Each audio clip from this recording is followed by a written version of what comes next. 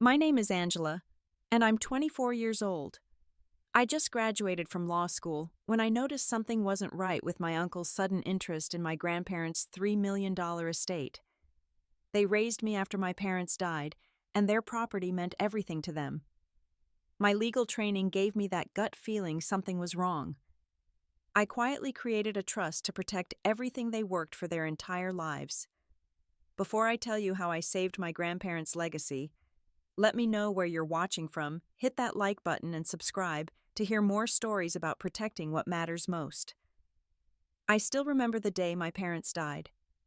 I was only 7 years old when a police officer showed up at my elementary school. The car accident happened on a rainy Tuesday morning, and just like that, I became an orphan. My grandparents immediately stepped in to raise me in their modest home on the outskirts of Portland.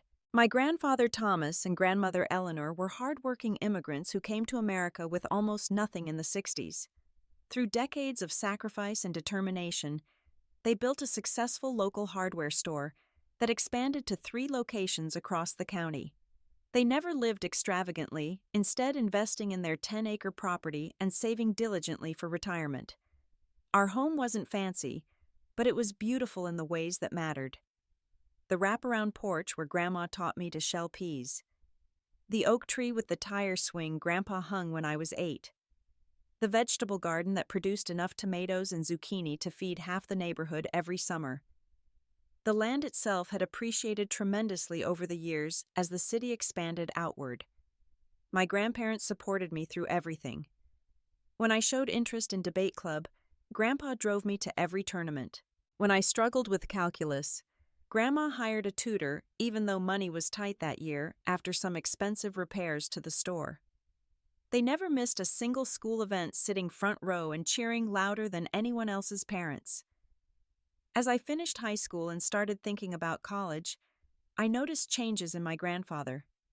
He would forget small things at first: where he placed his keys, the name of a longtime customer. Then the incidents became more concerning. He got lost driving home from the store he had managed for 40 years. He forgot how to balance the business checkbook, a task he had done monthly for decades. Grandma tried to cover for him at first, but I could see the toll it was taking. She was becoming exhausted from constantly watching him managing the business and maintaining our home. The vibrant woman who once ran marathons now looked perpetually tired, the worry lines on her face deepening by the month. I decided to attend law school at Lewis and Clark, just 30 minutes from our home. Though I received offers from more prestigious schools across the country, staying close to help care for Grandpa seemed more important than any Ivy League prestige. During those 3 years, I came home every weekend to help Grandma with chores and to spend time with Grandpa during his increasingly frequent moments of clarity. It was during my second year of law school that my Uncle David and his wife Susan began visiting more frequently. Uncle David was my grandfather's younger brother, and while they had always been cordial, they were never particularly close. He lived about 2 hours away and typically only visited on major holidays. Suddenly, he was showing up almost weekly, offering to help Grandma with errands and paperwork. At first, I was grateful. Grandma seemed to appreciate the extra help, and I was busy with my studies. But something about his sudden interest made me uneasy. I noticed how his eyes would linger on the property when we sat on the porch, how he casually mentioned the rising real estate values in our area, how he always steered conversations toward my grandparents' finances. My unease guided my academic focus. I gravitated toward courses in estate planning and elder law, soaking up information about trusts, guardianships, and power of attorney documents. When I graduated with honors last spring, I moved back home full-time, determined to help care for my grandparents and put my education to good use. The first real sign something was wrong came about a month after graduation. I went into Grandpa's home office to find his old pocket watch for a cleaning and noticed all the financial folders on his desk had been rearranged.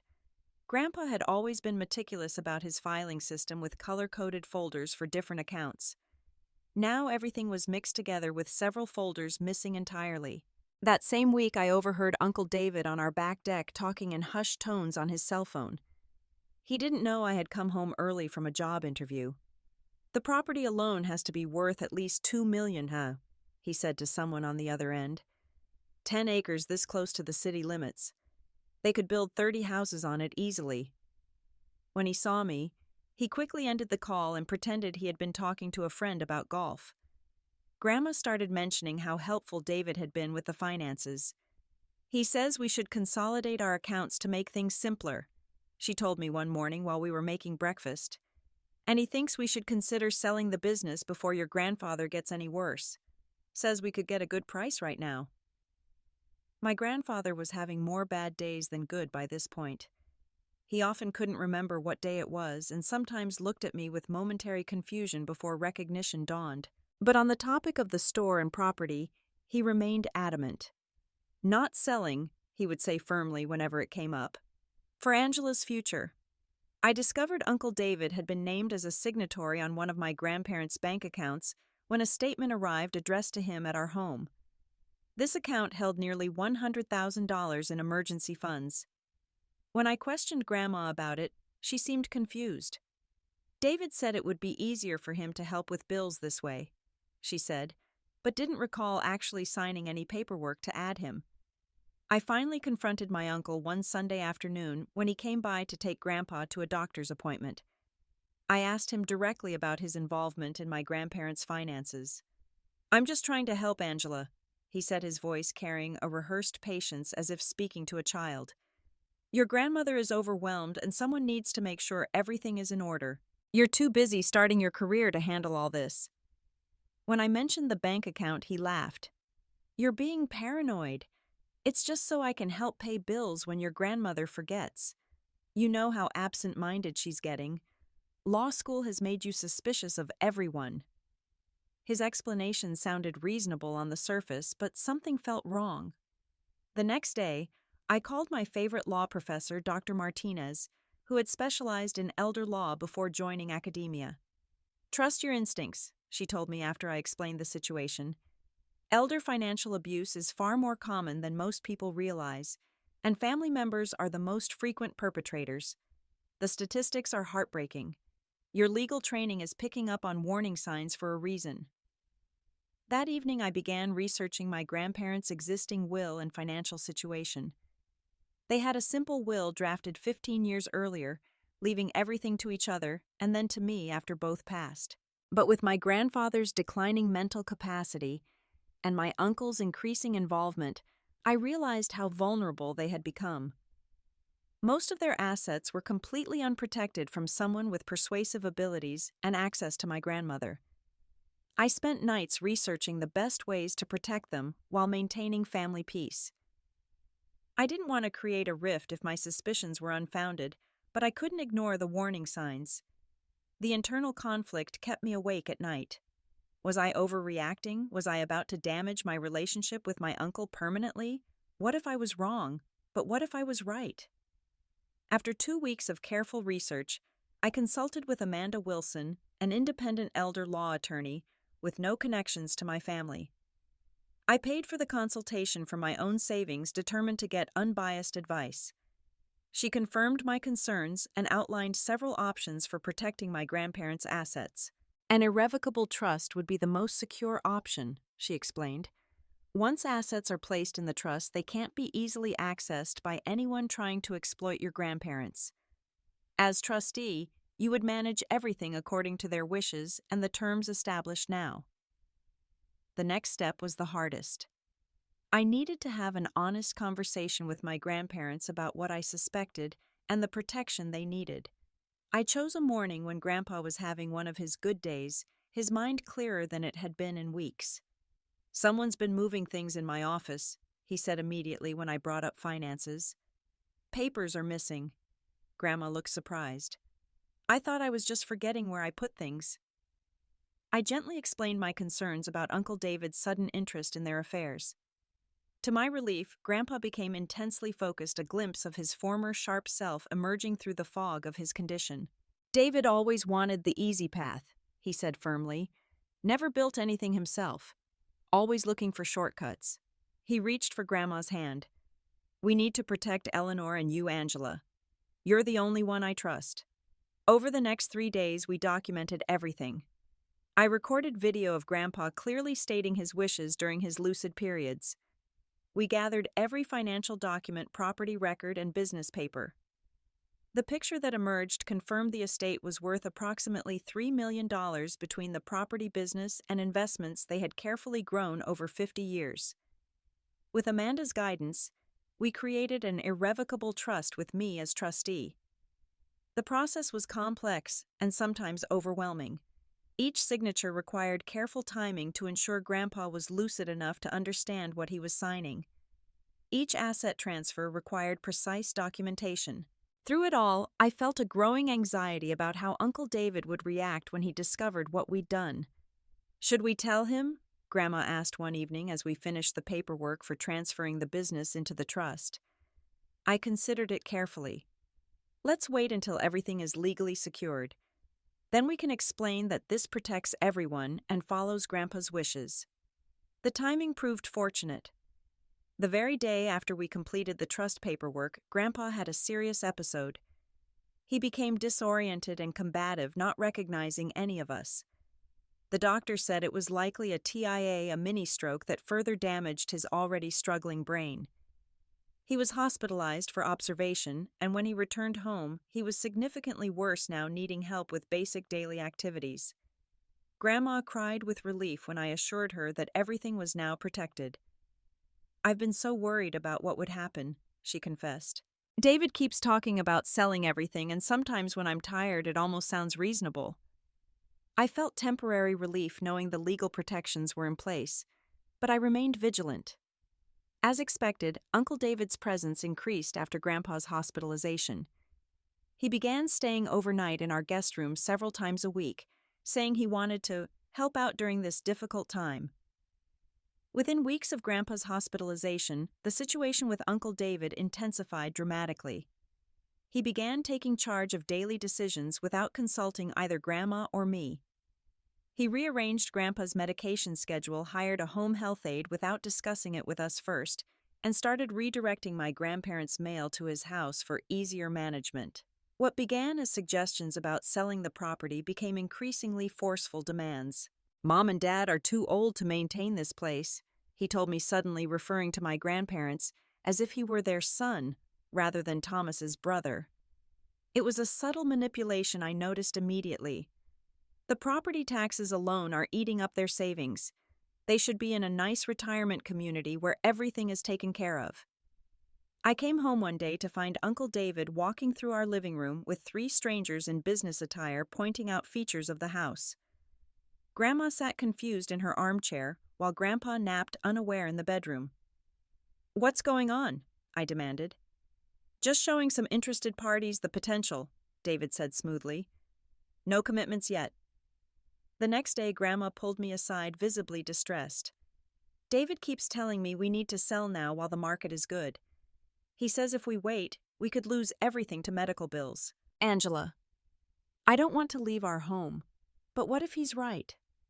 I assured her the trust would protect them from exactly this scenario, but I could see the constant pressure was taking a toll on her emotional health. She had lost weight, and the spark in her eyes was dimming under the stress. Things escalated further when I accidentally discovered pre-filled property transfer documents in Uncle David's briefcase. He had left it open on our dining room table when he went to answer a phone call. The papers only needed my grandmother's signature to transfer the property into a limited liability company, with David listed as the managing member. Later that evening, I overheard him on the phone in our garden, his voice carrying through the open kitchen window. "It's taking longer than expected," he said in a low voice. "The old man's hanging on, and the girl is becoming a problem. No, Susan, don't worry. Once we get control, they'll get what they deserve."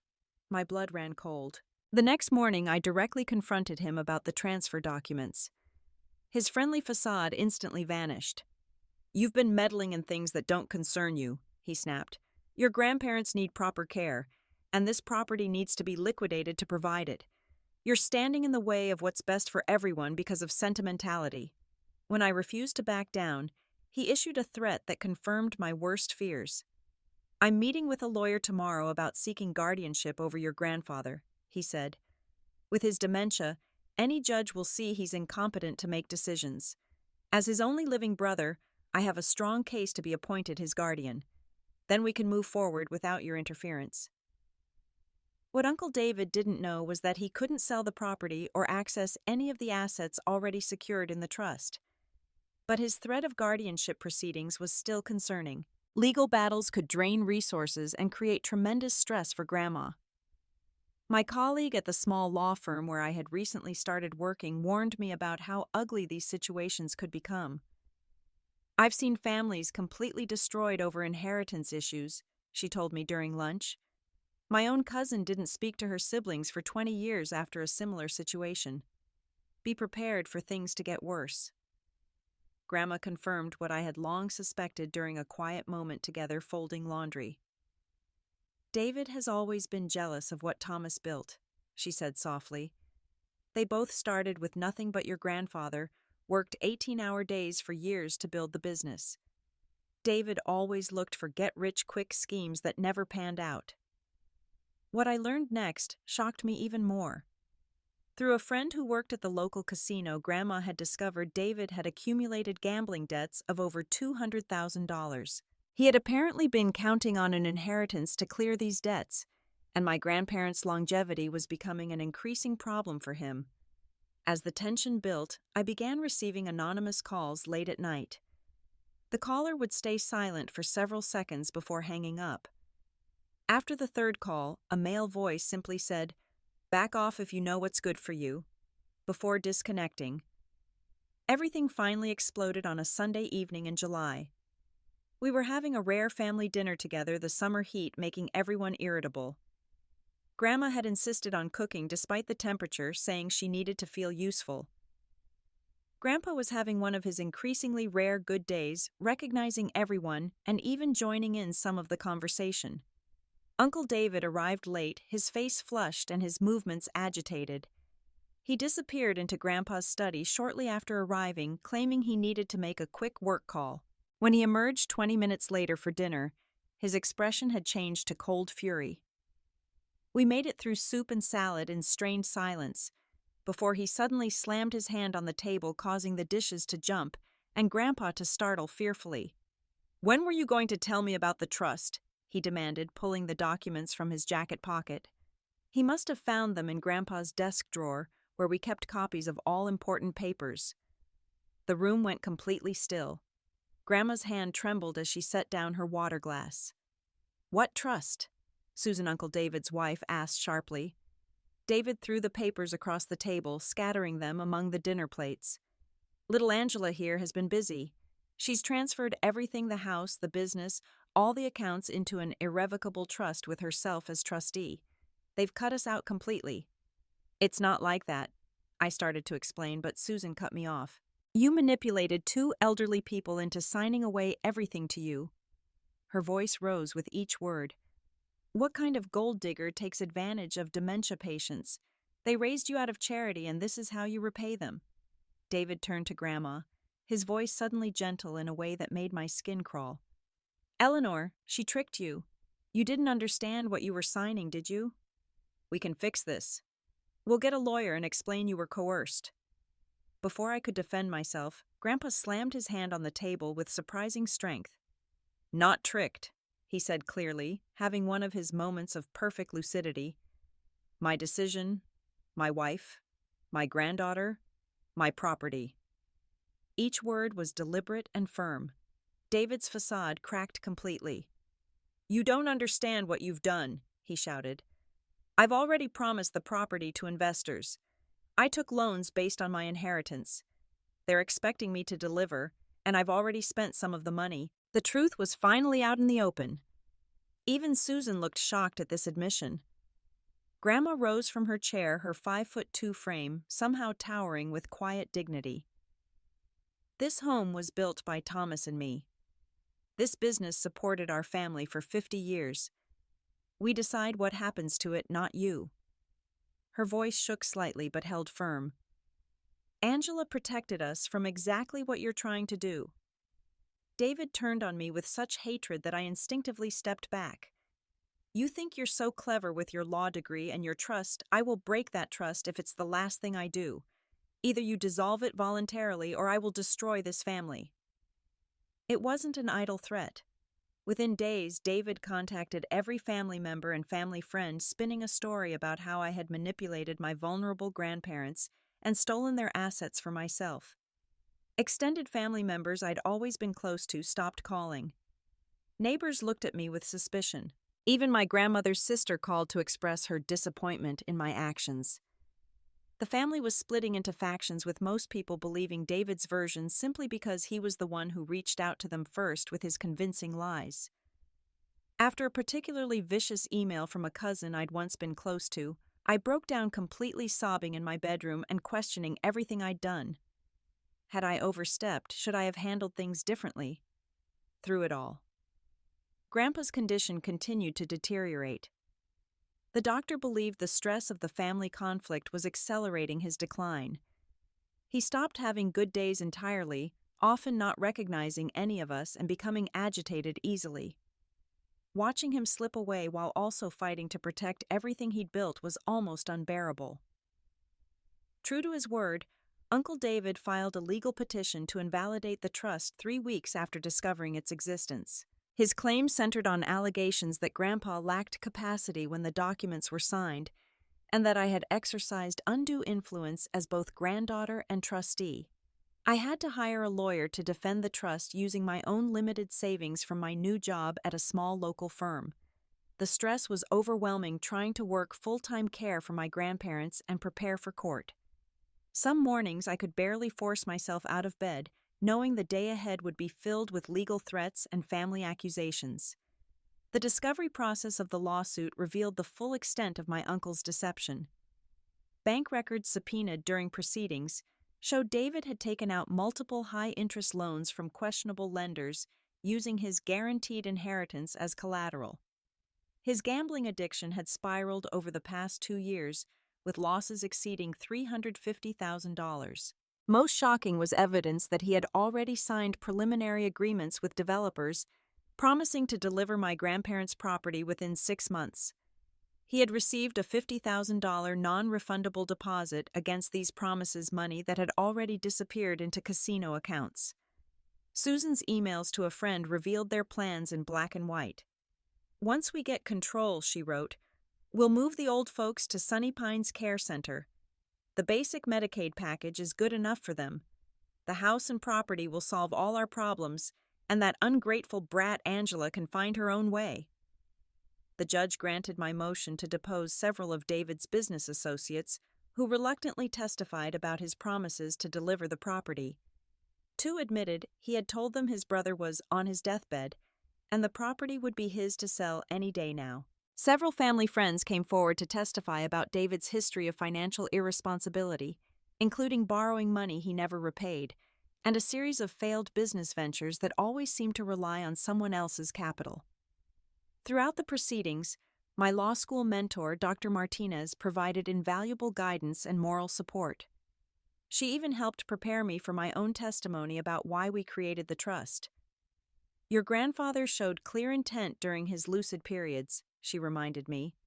"The video documentation and the consistent pattern of his wishes will be persuasive to any reasonable judge." After 6 grueling weeks, the judge ruled decisively in our favor, upholding the validity of the trust. The judgment cited the clear and convincing evidence of both capacity during lucid intervals and consistent intent of my grandfather, as well as the troubling pattern of potential exploitation by David. David's reaction to losing the case was frightening. He showed up at our home that evening, pounding on the door and shouting threats until neighbors called the police. His desperation reached new levels as he attempted to intimidate my grandmother, directly calling her repeatedly and showing up at her weekly hair appointment to pressure her. I obtained an emergency restraining order the next day, providing the court with evidence of his escalating behavior. The judge granted it immediately, ordering David and Susan to stay at least 500 feet from my grandparents, our home, and the business properties. 2 weeks after the court's decision, my grandfather passed away peacefully in his sleep. His last coherent words to me had been, "You did right, Angela. You protected our legacy." Despite the family turmoil, there was comfort in knowing he died with the security that his wife and the estate he had built were protected. The first months after Grandpa's death were the hardest of my life. The natural grief process was complicated by the ongoing family division. The funeral was tense, with David and Susan watching from the back of the church, barely honoring the restraining order's distance requirements. Many family members who had sided with David still viewed me with suspicion despite the court's findings. Some refused to speak to me at the service. The weight of their judgment added to my grief in ways I hadn't anticipated. There were nights I cried myself to sleep mourning not just my grandfather, but the loss of the extended family I had once felt part of. Grandma bore it all with remarkable grace. "The truth has a way of revealing itself over time," she would say. "We know what Thomas wanted and we honored that. The rest will sort itself out." She was right. As the months passed, the truth about David's financial schemes became more widely known in the family. His own son, my cousin Jack, reached out after discovering loan documents in his parents' home office that confirmed everything. One by one, other family members began calling or visiting often with awkward apologies for having believed David's version of events. Grandma and I focused on moving forward. I helped her manage the business, bringing in a trusted manager for day-to-day operations while maintaining family ownership through the trust. We made improvements to the house to make it safer and more comfortable for her. Together, we ensured Grandpa's legacy remained intact. Uncle David and Aunt Susan eventually moved to Arizona, reportedly to escape the painful memories, but more likely to flee the creditors who were pursuing them after their schemes collapsed. We heard through family that they divorced a year later, with Susan citing David's gambling addiction as the primary reason. My own healing journey took longer. For months, I struggled with anger toward David and those who had believed him. I found myself constantly justifying my actions, even to people who hadn't questioned them. The betrayal left deep scars that affected my ability to trust others. Gradually, with the help of therapy and Grandma's unwavering support, I began to move from anger to understanding and eventually toward forgiveness. Not for David's sake, but for my own peace of mind. I realized that holding on to resentment was only hurting me and preventing me from moving forward. A turning point came when I used my experience to help a colleague's mother who was facing similar exploitation from a caregiver. My knowledge of elder protection laws helped the family create appropriate safeguards before significant damage occurred. Their gratitude sparked an idea that would eventually become my life's purpose. I started a small legal practice focused specifically on elder protection, operating initially from a corner of Grandma's dining room. Within a year, the practice had grown enough to rent a small office space and hire a paralegal. I found profound fulfillment in helping other families avoid the painful situations we had experienced. 2 years after Grandpa's death, Grandma and I established the Thomas Wilson Foundation for Elder Protection, using a portion of the business profits to fund education about elder financial abuse and provide legal assistance to vulnerable seniors.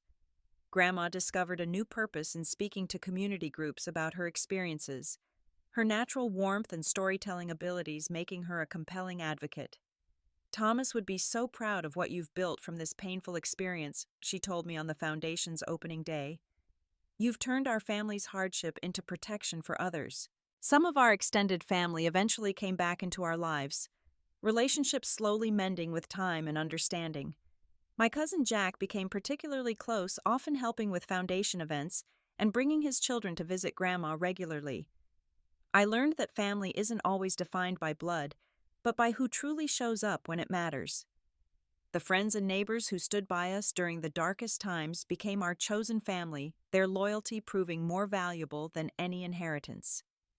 Today, 5 years after creating that trust, I can honestly say that protecting my grandparents' legacy became my own legacy too. The foundation helps dozens of families each year. The business continues to thrive under trust management, and Grandma still lives happily in the home she and Grandpa built together now, with full-time care that the trust easily provides. If you're watching this and worried about a vulnerable loved one, trust your instincts. Learn about the legal protections available. Sometimes the most loving thing you can do is take difficult action to protect those who protected you. I'd love to hear your thoughts or similar experiences in the comments below. Have you ever had to make tough decisions to protect family? Please like this video, subscribe to the channel, and share with anyone who might benefit from this story. Thank you for listening, and remember, protecting those we love is always worth the fight.